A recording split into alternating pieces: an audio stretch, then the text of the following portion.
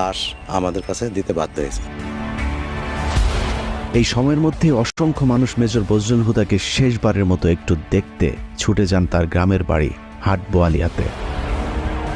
3 জেলার জনগণের কারণে প্রশাসনের লোক এখানে পিছিয়ে হাঁটি যায়, তারা এখানে সরে যাওয়ার পর এখানে জনগণের ইচ্ছা মতো তাদের দেখানো হয়েছে। মাটি দেওয়ার চাইছিল, তাই এখান থেকে লেট করানো হলো যে একটু পরে লাশটা মাটি দেওয়া হোক। এই হিসাবে একটু দেরি করে লাশ দেখার পরিপ্রেক্ষিতে আমরা দেখছিলাম।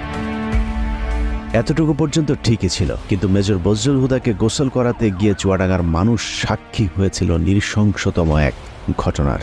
কাফনের কাপড় সরাতেই দেখা যায় মেজর বজলুল হুদাকে আসলে ফাঁসি দেওয়া হয়নি, তাকে জবাই করে হত্যা করা হয়েছে। মুক্তিযুদ্ধের সরকারি জেনারেল ওসমানীর পিএস সাবেক সংসদ সদস্য আপনাদের প্রিয় সন্তান প্রশাসনমূলক বিচারের মধ্য দিয়ে হত্যা করা হয়েছে। আমরা এ হত্যার বিচার চাই। ইনশাল্লাহ বাংলার মাটিতে তাকে হত্যার বিচার